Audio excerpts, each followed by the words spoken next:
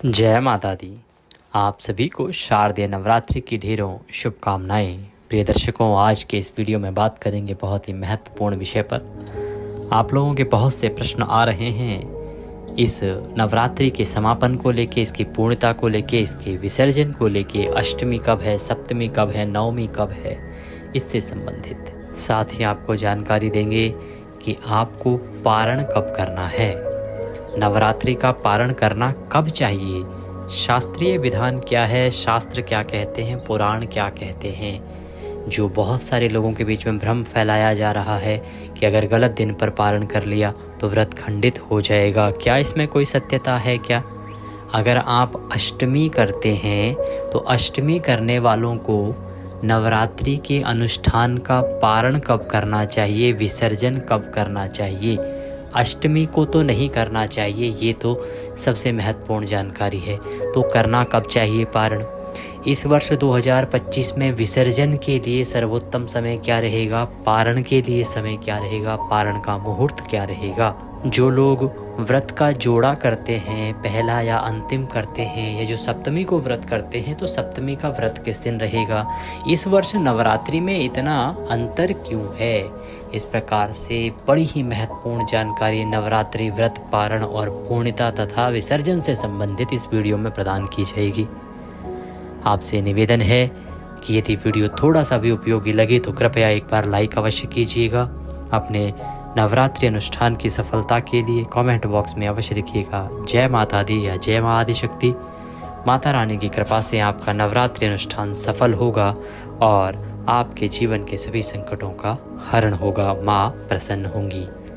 आप देख रहे हैं देवभूमि ज्योतिष संस्थान का प्रतिष्ठित यूट्यूब चैनल देवभूमि धार्मिक।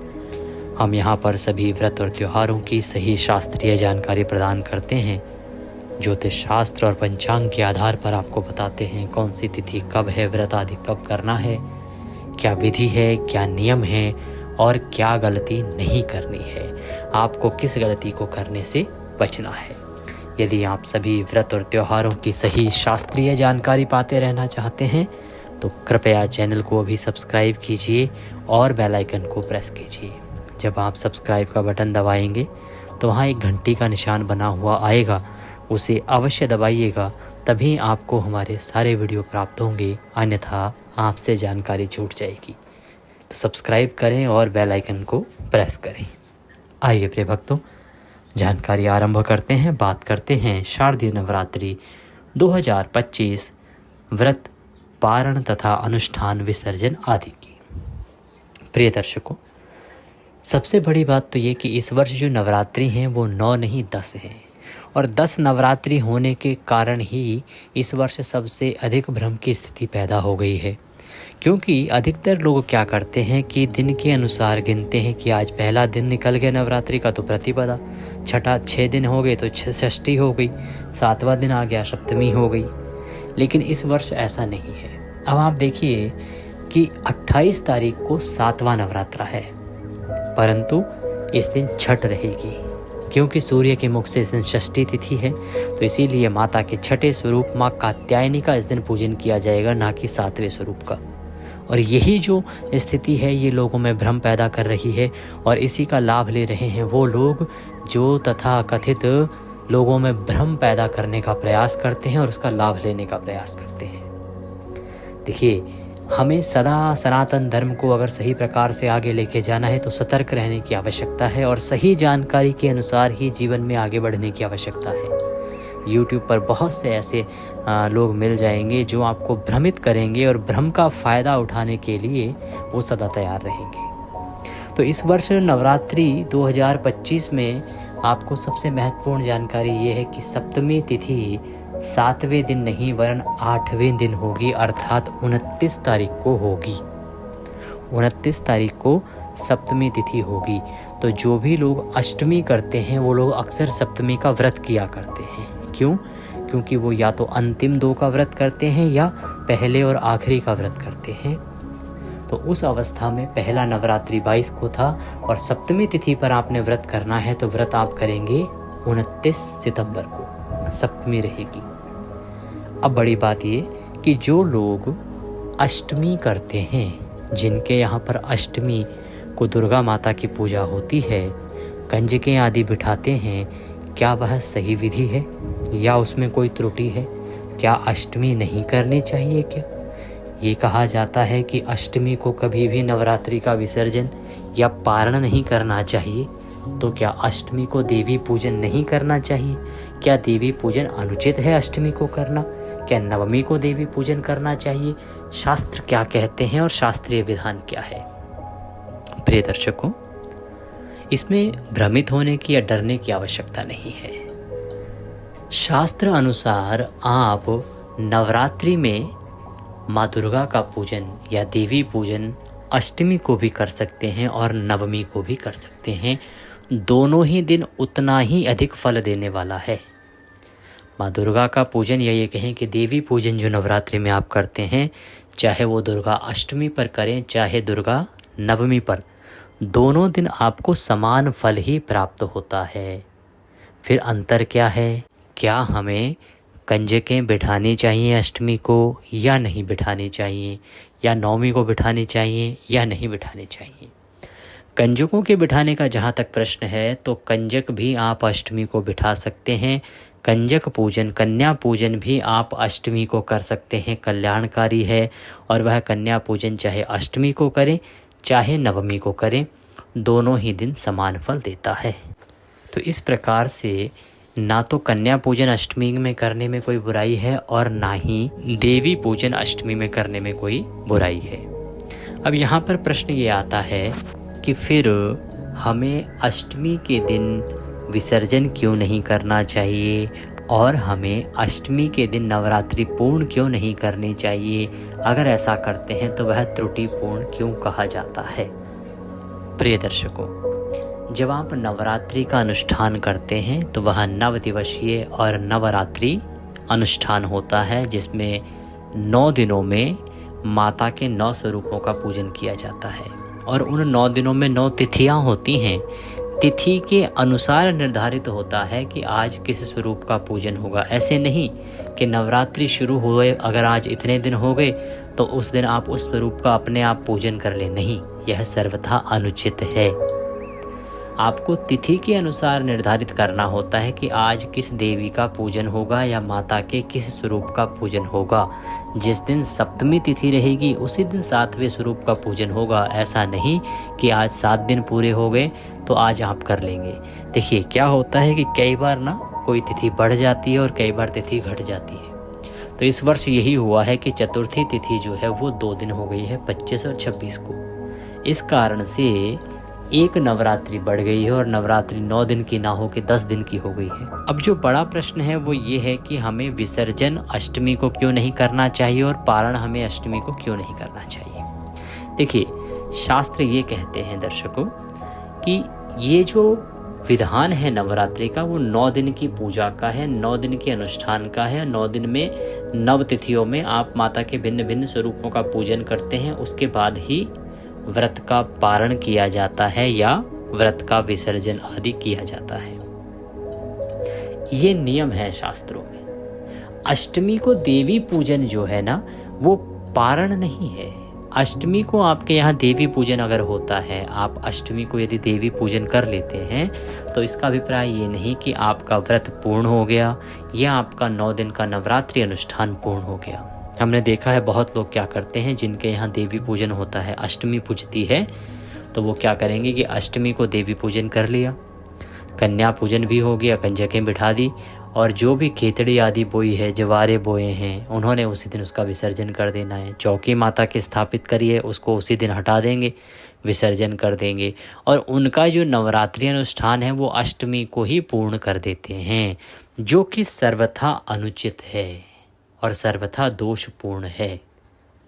अगर आपने नवरात्रि अनुष्ठान के लिए चौकी सजाई है, माता की स्थापना की है, खेतड़ी बोई है, जवारे बोए हैं और कलश स्थापित किया है, तो भूल कर भी आपको अष्टमी के दिन उसका ना विसर्जन करना है, ना ही अनुष्ठान का पारण करना है। शास्त्र इसकी अनुमति बिल्कुल भी नहीं देते हैं। अगर आप ऐसा करते हैं तो स्वयं देखिए ना, 9वें दिन माँ सिद्धिदात्री की पूजा होती है, उसकी पूजा तो आप करेंगे ही नहीं। अगर उनकी जब नौ दुर्गा का पूजन ही आपने नहीं किया तो कैसा अनुष्ठान, कैसा आपने माँ दुर्गा का अनुष्ठान किया है जब आपने 9 स्वरूपों का पूजन ही नहीं किया। तो स्वयं से देखिए, आपको उत्तर मिल जाएगा। अष्टमी का अभिप्राय ये है कि आपके यहाँ देवी की पूजा अष्टमी तिथि को करनी है। ये नहीं कि अनुष्ठान अष्टमी को समाप्त हो जाएगा। ये ठीक वैसे ही है जैसे शीतला पूजन आप करते हैं, तो शीतला पूजन कोई लोग करते हैं सप्तमी के दिन, कोई लोग करते हैं अष्टमी के दिन, कुछ लोग वार के अनुसार करते हैं कि नहीं जी हमारे तो होली के बाद पहले सोमवार को पूजते हैं। कुछ लोग कहते हैं हमारे यहाँ सोमवार को नहीं, हमारे यहाँ तो बृहस्पतिवार को पूजते हैं जी, होली के बाद पहले बृहस्पतिवार को पूजते हैं, ना सप्तमी है ना अष्टमी है। तो इसी प्रकार से जैसे शीतला पूजन के लिए लोगों की परंपरा है कि इस दिन हम पूजते हैं, वैसे ही आपके यहाँ देवी पूजन की परंपरा अष्टमी तिथि की है। इतना समझने की आवश्यकता है कि केवल देवी की पूजा आपने अष्टमी को करनी है और कंजकें आप अष्टमी को बिठा सकते हैं, कन्या पूजन आप अष्टमी को कर सकते हैं। पर जो नवरात्रि का अनुष्ठान आपने किया है, आपने चौकी आदि बिछाई है, लगाई है, विसर्जन जो उसका होगा वो अष्टमी के दिन नहीं किया जाता है कभी भी। इसका आपको ध्यान रखना चाहिए। 2 बड़ी बातें यहाँ पर अभी तक क्लियर हो गई। एक तो सप्तमी किस दिन करनी है, अंतिम व्रत किस दिन करना है, अष्टमी जो करते हैं उनको अष्टमी कैसे कर लेनी चाहिए, कन्या पूजन कर लेना चाहिए कि नहीं करना चाहिए, और विसर्जन क्यों नहीं करना चाहिए, अष्टमी के दिन पारण क्यों नहीं करना चाहिए। अब बात आती है जो बड़ी बात है कि विसर्जन करना कब चाहिए। शास्त्रीय नियम क्या है कि आपको नवरात्रि के व्रत का पारण कब करना चाहिए और विसर्जन कब करना चाहिए, इसका नियम क्या है शास्त्रों में। प्रिय दर्शकों, इसमें भिन्न भिन्न शास्त्रीय जो विद हैं, जो हमारे बड़े बड़े पंचांग करता हैं या जो भी विद्वान रहे हैं, उनके 2 एक मत निकल के आते हैं। कभी भी एक मत नहीं होता, 2 मत निकल के आए हैं। उनमें कुछ जो पंचांग करता हैं या ब्रह्मविद हैं वो कहते हैं कि आप नवरात्रि अनुष्ठान का व्रत पारण कहें या विसर्जन कहें, वो नवमी तिथि के चौथे प्रहर में कर सकते हैं। नवमी तिथि के चौथे प्रहर में कर सकते हैं, अर्थात नौमी जब जिस दिन तिथि है उस दिन जब वह समाप्ति की हो, आखिरी प्रहर जब उसका बचा हो, उस समय में आप कर सकते हैं। और दूसरा जो नियम है वो ये कहता है कि आपको नवरात्रि अनुष्ठान की पूर्णता या नवरात्रि व्रत को सदा ही उसका जो पारण है वो दशमी तिथि में करना चाहिए। नवमी तिथि को आप देवी पूजन कीजिए, अपने व्रत के नियमों का पालन कीजिए और अगले दिन दशमी तिथि में आप इस अनुष्ठान को पूर्ण कीजिए। ये 2 नियम हैं जो अभी तक शास्त्रों के अनुसार ज्ञात हुए हैं। इन दोनों नियमों में से किसी भी एक का पालन यदि आप करते हैं तो वह कल्याणकारी है। दोनों में किसी प्रकार की कोई त्रुटि हो इसकी संभावना नहीं है। तो आप नवमी तिथि के चौथे पहर में भी पूर्ण कर सकते हैं और आप दशमी तिथि में भी कर सकते हैं, ये नियम कहता है। इस वर्ष 2025 में अगर आप नवमी को करते हैं तो आपको किस समय करने चाहिए, अर्थात आखिरी पहर कब रहेगा, क्या समय रहेगा उसका पारण का, वो बताएंगे।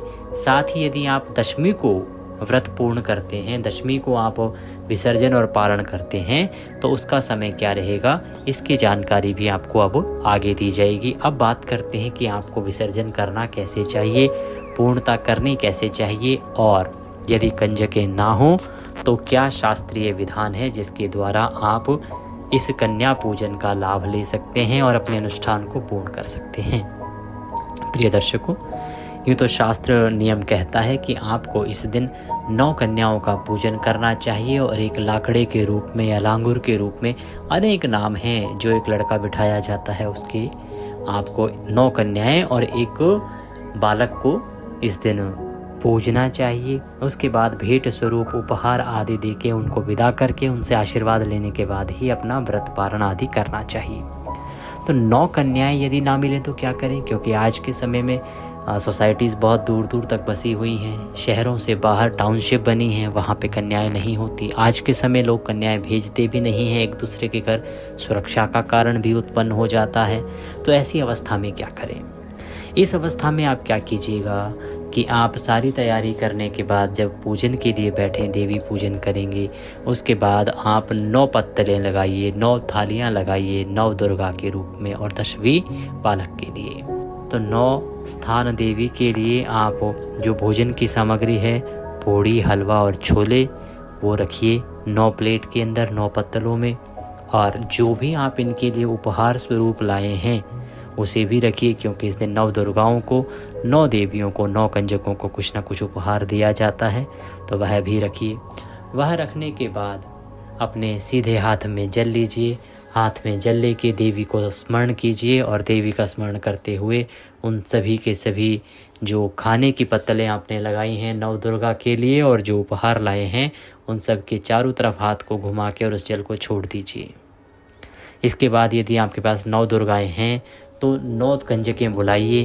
9 कंजकों के पहले पैर धोइए। पैर धोने के बाद उनको पैर पोंछ के और आसन पर विराजमान कीजिए, मौली बांधिए, तिलक कीजिए और उसके बाद ये भोजन कराइए प्रेम से और उपहार दे के विदा कीजिए। अब 9 कन्याएं यदि आपको ना मिले तो प्रयास कीजिए कि कोई एक ले लीजिए, कहीं पड़ोस से आ जाए, किसी से भी आ जाए। एक कन्या का पूजन तो आप कर ही लीजिए और बाकी सब जो हैं किसी मंदिर में आप चले जाइए, वहाँ कन्याएं मिल जाएंगी, वहाँ दे दीजिएगा। अब अगर ऐसी स्थिति आ जाए कि एक भी कन्या नहीं है और देना भी संभव नहीं है, तो मानसिक पूजन किया जा सकता है। मानसिक पूजन इस प्रकार से, माता रानी की पूजा कीजिएगा। अनुष्ठान की विसर्जन वाले दिन की जो पूजा विधि रहेगी, हम आपको पूजा विधि का वीडियो अलग से भी अपलोड करेंगे। वो पूजन करने के बाद माता रानी से मानसिक रूप से प्रार्थना कीजिएगा।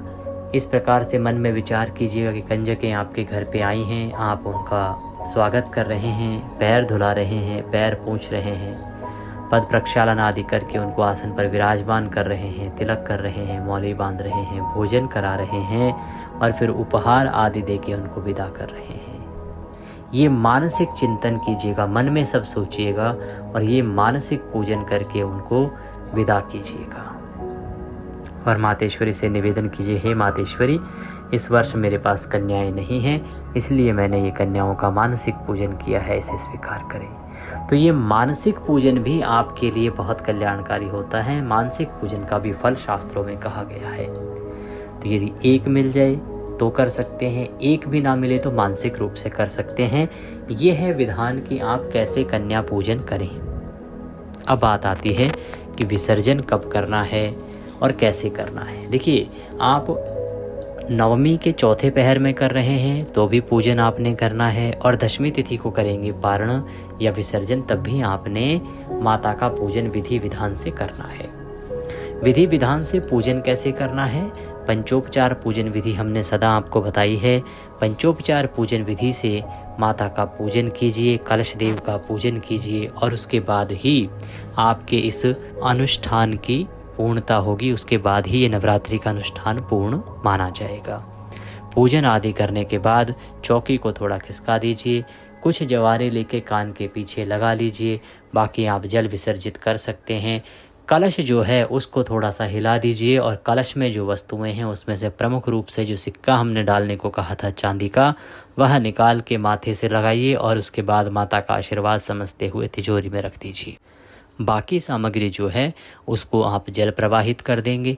जो सकोरा है अगर मिट्टी का है तो आप पानी भरने के लिए, पक्षियों को पानी पिलाने के लिए उसका प्रयोग कर सकते हैं या जल विसर्जित कर सकते हैं। कभी भी ये प्लास्टिक आदि के बर्तन में आपको जवारे आदि, खिचड़ी आदि नहीं बोने चाहिए। कलश की बात करें, मिट्टी का कलश है, जल प्रवाहित कर सकते हैं। किसी धातु का अगर कलश है, तांबे का, पीतल का, तो घर में उसको प्रयोग कर सकते हैं। बाकी विसर्जन से संबंधित कि विसर्जन करना कैसे है, पूजन कैसे करना है विसर्जन का, इसका एक वीडियो मैं अलग से भी आपके लिए लेके आ रहा हूँ, उसमें आप पूजा विधि के साथ देख लीजिएगा। अब बात करें कि आपने पारण करना कब है, विसर्जन करना कब है। तो देखिए, चौथे पहर का जो नियम है उसके अनुसार जो नवमी तिथि का चौथा चरण है, वह चौथा चरण 1 अक्टूबर को होगा। 1 अक्टूबर के दिन सुबह 10:27 से और 1:37 ये समय है। इस समय में आप 1 अक्टूबर को भी पारण कर सकते हैं, विसर्जन कर सकते हैं, जबकि 1 अक्टूबर को नवमी तिथि रहेगी। सूर्य के मुख से 1 अक्टूबर को नवमी है सुबह सुबह, इसीलिए सुबह सुबह ही पूजन करना है और उसके बाद आप पारण भी इस दिन कर सकते हैं, क्योंकि नवमी तिथि मूलतः है तो 30 तारीख को ही आ जाएगी, पर सूर्य के मुख से 1 अक्टूबर को है और उसके बाद यह समाप्त हो जाएगी। तो ये समय मैंने आपको बताया, इसमें आप व्रत का पारण कर सकते हैं, विसर्जन कर सकते हैं।